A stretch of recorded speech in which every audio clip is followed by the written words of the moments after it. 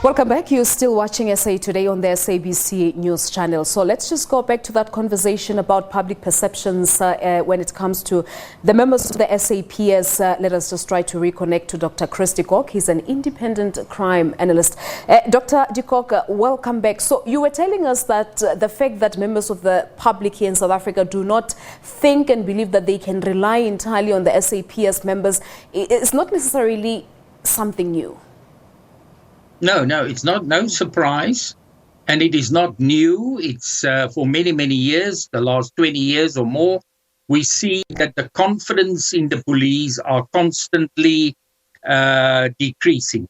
And the reason for that being that while you maybe on the one hand try to fix things, you always will have reports on corruption. I mean, this week, we had two very prominent cases, even today in the newspapers.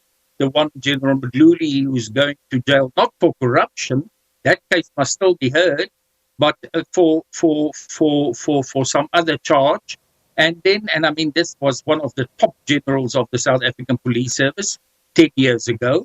And then also the Lieutenant Colonel Kinnear, the killing of this colonel 2 weeks ago, and the fact that it seems that fingers are pointing again to officers high up in the South African Police Service if we read the newspapers of today. Now, then also I've just seen some footage on your channel of the Marikana. Now, Marikana also happened quite a few years ago, but the fact of the matter is if we hear things, it doesn't restore confidence in the police. And then when the crime figures are released every year, the picture just looks worse, which again raises the question, is the police in a situation where they can efficiently fighting crime? But at the same time, is it not a bit unfair to those men and women in blue who are giving their all and are entirely committed to the SAPS? The fact that now they have to be painted with the same brush to the ones that are allegedly corrupt and involved in criminal activities? No, it is unfair. And it's not only unfair, it will have a very negative effect on their behavior and their motivation.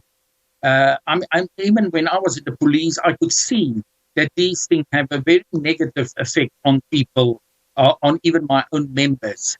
And I don't think it's fair. And I think what the police should do is to communicate that they are also doing good things. They have certain successes. And also that a lot of attention is going into training.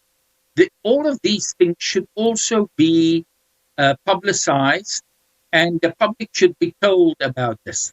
I also think a lot can be done. You know, the president has said that crime levels must, in the next 10 years, be halved. But in the meantime, on 2 occasions, crime statistics was released. But I think there should be more explanation to the public. How are they going to lower this crime rate? How are they going to fight crime? And then also, when it comes to riots, which we see on a daily basis, marches, crowd behavior, it should be explained to the public that it's not easy to sometimes control these situations. That, for example, in some of these crowd events, if police are not properly trained, they may read the signs, what is going to happen next, wrong. They don't understand the crime dynamics, and that may lead to some overreaction of the police. Or that the police makers in some of these crowds. People deliberately try to get the police to act so that they can do whatever they want to do, or to paint a very bad picture of the police. All right, so we know that the Police Minister Bheki Cele said that the SAPS Amendment Bill of 2020 will make, or rather it makes provision already for accountability and discipline within the police service. What's your take on this? Well, no, that's true. I mean, it is on paper. But the problem there is many things are on paper. Laws are on paper. There are laws about corruption. There are all these things. We have got a beautiful constitution. But the proof of the pudding is in how the police behave. For example, if we talk discipline, you need to see it in police behavior. When people walk in the street, police officers, they should be neatly dressed according to the regulations. They should be friendly. When they drive vehicles in the street, the vehicles should not look as if they have just come out of the scrapyard, full of bumps, full of dents, and dirty, not washed for the last 3 weeks. Discipline will be illustrated by the behavior of the police. If they come to you, you just had a housebreaking, or you go to the police station, the behavior that you see behind the counter or the people coming to your home to take a statement will tell you there's discipline or there's no discipline. And unfortunately, there is a lot of energy that have to go into that.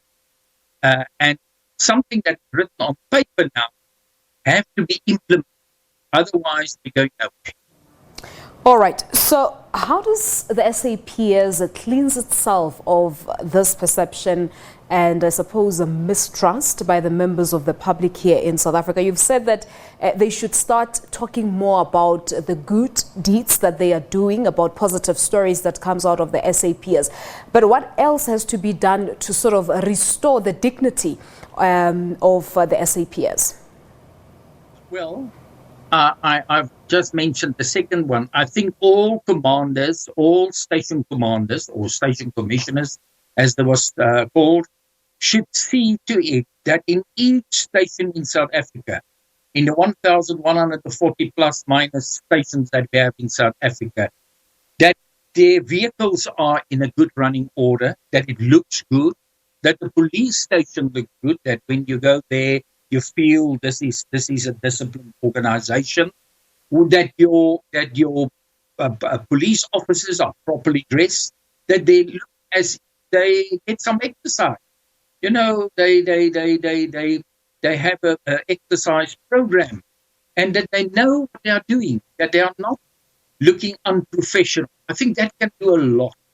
And then, as I say, the proof is in the pudding.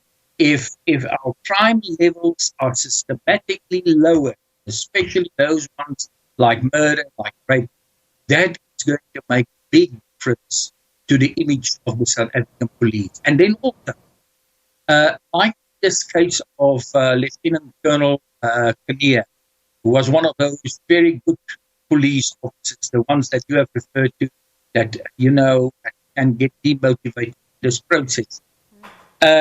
That it must be the investigation must be very effective. It should really bear results in a very short time, and there should be the culprit should be dealt with in no uncertain terms. Because if we don't do that, the image that we will get is the same that we got with General Matluli, which was one of the top officers of the South African Police Service. And for 10 years, we have seen no justice being done. And actually, the things that they have done wrong in the police, that is a different case. There was no result to now.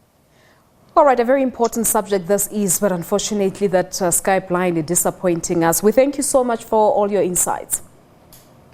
Thank you very much. And thank you to the listeners. All right, Dr. Chris De Kock, an independent crime analyst, they're talking to us about the perceptions that South Africans have on the men and women in blue.